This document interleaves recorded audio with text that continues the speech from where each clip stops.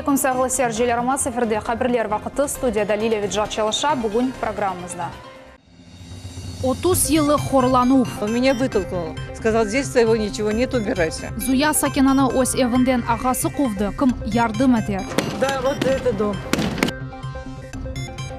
50 километрлік тундраны кечіп. Прошел медкомиссию, 3 часа уже полетели. Арзусыны керчеклештірмек үшін мектеп тәлебесі неге ұғырады? Ребенок должен хотя бы раз почувствовать себя абсолютно уникальным.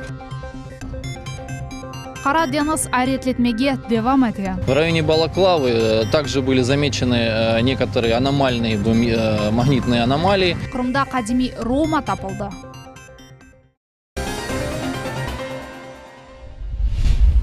Уникаль кадрлар құрымсайлары янында қадими елкен тапылды. Мутихасысларының тақмелеріне көре гемі қадими Рома деверлеріне айет. Гемі яқшы сақланылды, суф түбінде оның чевре сызықларыны көрмек мүмкін. Бұл бір дереклі елкен, оның қайық көреклері бар еді. Қарасу базар районынан сакені евсіз қалды. Қадының туғанлары оны евден қувдылар. Меселені мұхбірмі София Шукурова ұғренді. Да, вот это дом. Энде 2 айдан берлі Лютфия Ильясова өз evine кіріп оламай, оттан манада тышарда қалды. Оның туғанлары апайны қиынадылар, sonra evден қувдылар. Брат уже сколько, лет 8, наверное. Как он отключил свет, я жила без электричества. Потом он, значит, отключил это электричество. На кухне меня они не пускали. Я когда читаю молитвы, он специально включает на полную мощь музыку эстрадную, и не дают даже мне молиться. 19 июня вечером он выкинул все мои вещи в огород. Я хотела зайти, сделала шаг туда, он меня вытолкнул. Сказал, здесь своего ничего нет, убирайся. Қадының фікіріне көре сақтежілік, ялан ве хабар беру фасталарынен туғанлар алчақлыққа түштілер. Бұл меселе тап 1994 сенесі пейда олды. 30 йыллық тәжірибесі олған Оджа Лютфия Ильясова квартира нәвбетінде турайды. 3 жылдан сон эв алмақ үшін қарар чықты. Беле олмаған себеплерден Қарасу базар район мемориеті evni Lütfiye İlyasovanың қызқардашы адына ресмелештірді. Ойсе квартира нәвбетінден чықарылды. Во всем этом был виноват мой брат. Он на тот момент работал заместителем председателя постсовета. Все было в его руках. И он, значит, через год стал выселять мою сестренку. Он, значит, выселяет ее из дома, не дает разрешения даже посещать дом, вот, и лишает ее родительских прав на 3 детей. У нее отняли ее детей. Брата в составе семьи не было.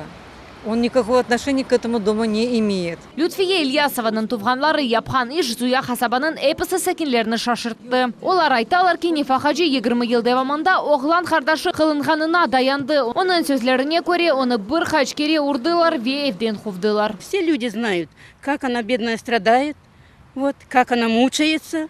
Это родной брат. Я свидетель того, что как ее даже побили. Прибежала она ко мне, в домашнем платье, порватом и поцарапана с кровью. Бьется с этим вопросом, она обращается во все инстанции, и почему-то за столько лет ей никто до сих пор не помог. Вот это вот вообще удивляет. Я думаю, что это коррупция. Почему инстанции все бездействуют? Меселене Лютфия Ильясова бір өзі зыпыламады. Евден қанунсыз чықарылғаны себебінден құқуқи органларға мұражат етті. Sonra әділиежелерден ярдым сорады. Факт подделки документов налицо, однако почему-то прокуратура Белогорского района посчитала, что нет необходимости вмешиваться в данную ситуацию. Достаточно странно, потому что в 2015 году именно прокуратура выступала в интересах Ильясовой. А сейчас мы планируем обратиться в прокуратуру республики, все-таки по факту бездействия прокуратуры Белогорского района. Зуя кой шурасында бұл меселеқта яқшы білелер. Ама қадынға ярдым көстеріп оламайлар. Қадын евден қанунсыз чықарылғаныны мемориет башы инкар етмей. Здесь работал ее брат,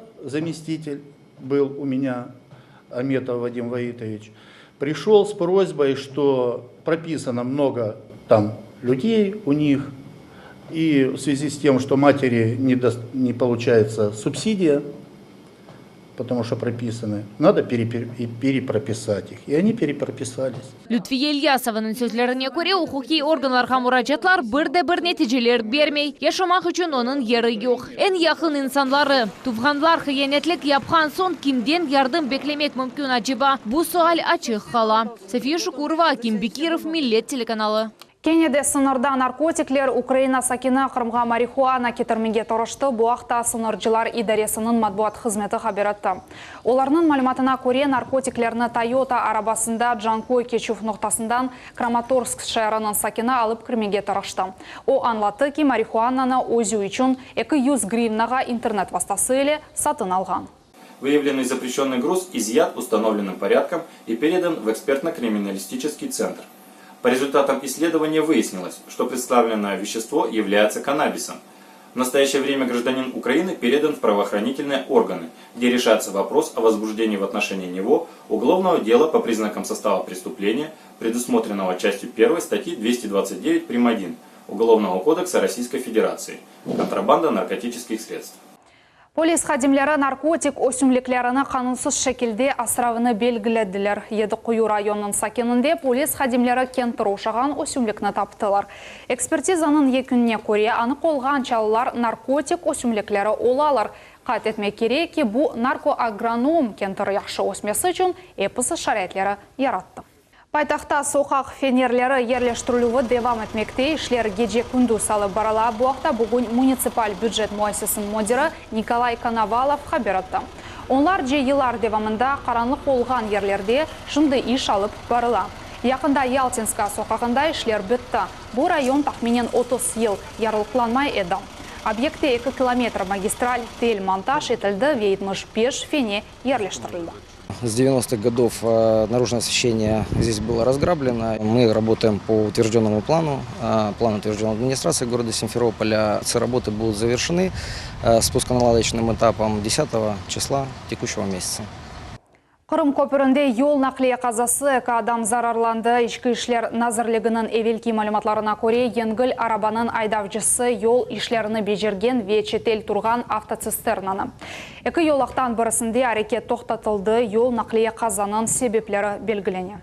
Милитлер арамына себетлер ве сүргін етілген гражданлар ішлері бойынша коллегияның нәтижеви отырушы олып кешті. Эсас соолер арасында девлет лейхаларының амелге кечірлігі.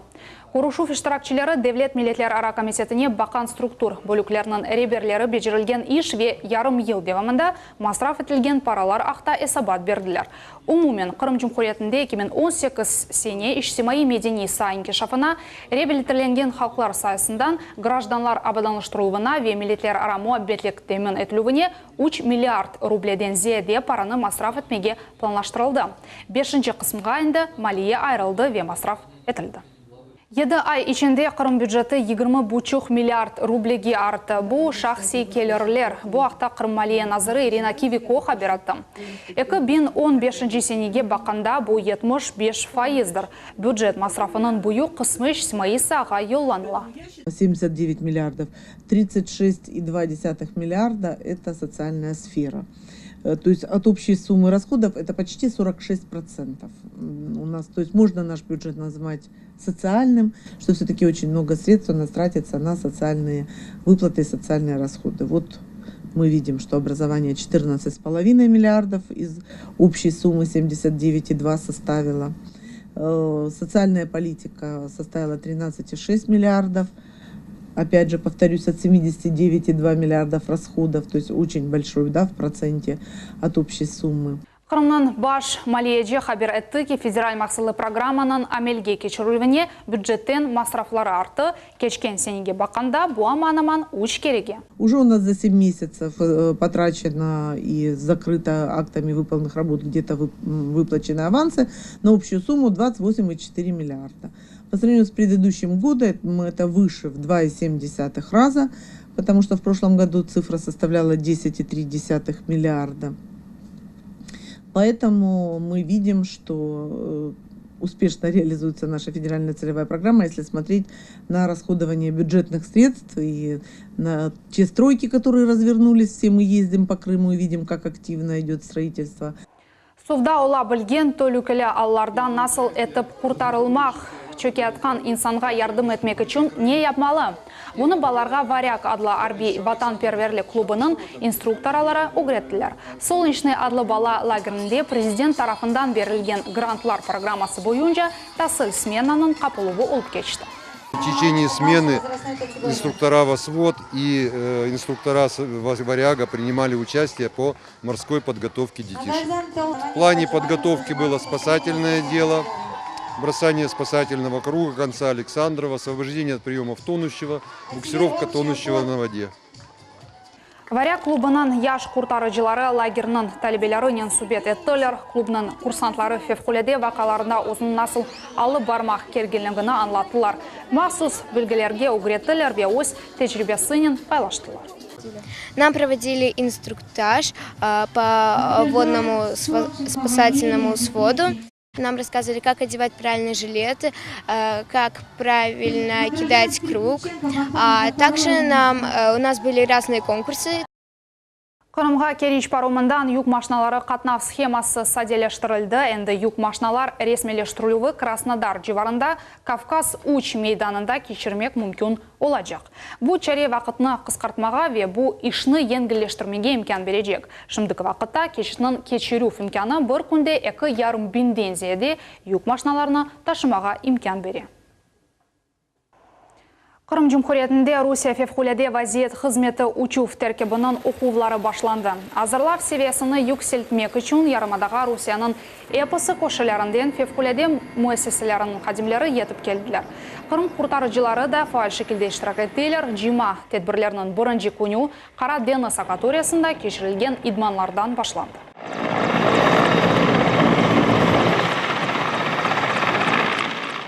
Ми-8 вертолетларынан экипажлары Қырым құртарыcылары ile beraber araştıruf құртарыcı işler alıp barıluvını tekrarladılar. Парашютсыз десант boyunca işlerde Крым Спас идаресінден 6 адам iştirak etti. Собрали мы со всей страны самых лучших летчиков. Это летчики-инструктора, летчики-инспектора, которые здесь пройдут обучение, методическое свое восстановление и далее разлетятся по всей стране и будут готовить летчиков уже непосредственно на своей территории.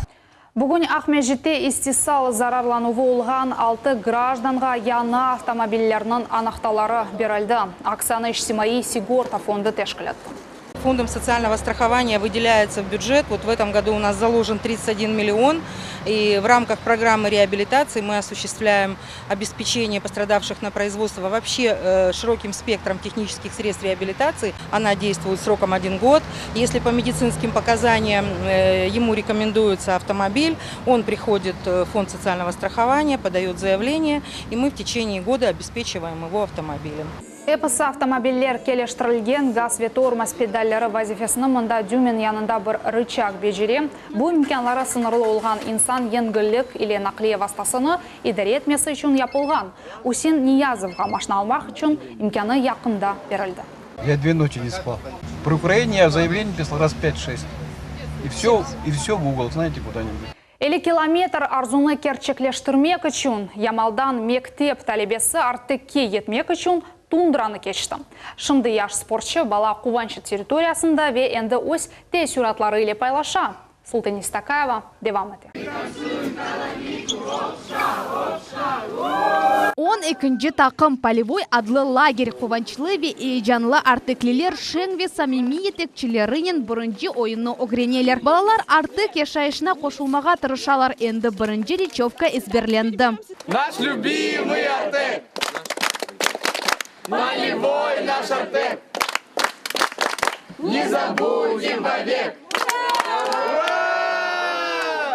Бу баллар üçün артык тек арзу дегіл мунасип мукафаттыр. Ямаль спортчысы Някучи Лаптандыр халқара бала мерkezine келмек үшін Байдаратск тундрасындан 50 километр жаяв кечті. 12 саат ашсыз, суны есе гольден içті. Қиынлықлар ақта еш бір вақыт түшінмеді. Шымды есе о ось одасының балконындан азаматлы аюдағыны көтеті. Ветазет Денис авасы ile нефес ала. Прошел 50 километров до станции Паяты. Потом я сел в поезд, записался. Потом меня в Обской встретили. Прошел медкомиссию. 3 часа уже полетели Яку чылаптандыр Ямал спортчылар тақымына кіре. Артыкты оларны тимсал ташыған вақиа беклей. Бу милли спорт чешетлерінің екінші халқара фестивалі. Отмир оғланның сөзлеріне көре тундрада о актив суретте вақыт кешіре. Нартлардан секіре таяхнен чапа. К нам приезжают ребята с разных уголков России, из Японии, Китая, Нидерландов, Белоруссии, Донецкой Народной Республики. Ребята на площадках лагерей покажут свои национальные уникальные виды спорта. И задачей данного фестиваля является пропаганда национальных видов спорта, демонстрация национальных культур детей через спорт, пропаганда здорового способа жизни и гордость ребят за их национальные виды спорта. Артеклилерні бақтылы смена беклей, мастер-класслар, көстереже чықышлар. Балалар нартлардан секіру, тынзян атувы Вичапов бойынша ярышларда иштирак етежеклер. Емде башқа спорт чешетлері олacak. Любое занятие, которое такое от души, оно дает возможность ребенку реализовать себя. Это очень важно, потому что сюда приезжают дети, в чем-то себя проявившие, в чем-то уникальные, и этой уникальностью делящиеся с другими. Это очень важно. Мне кажется, что на самом деле вообще Артек просто то место, в котором ребенок должен хотя бы раз почувствовать себя абсолютно уникальным, ценным, важным, самым-самым нужным. Артек мемлекетлерні ве континентлерні, чешет девлетлерден келген мираметлі ве аятсевер балаларны бірлештіре. Бу ерде әрбір бала яны мақсатларға еріші. Әмде садық достларны ве яны имканларны тапа біле. Султанес Такаева, Аким Бекиров, Миллет үшін. Бұл ноқтада янымыз сонуна етті. Evlerіңізге дайыма ей хабарлер келсін. Ақшамлар рад кешсін.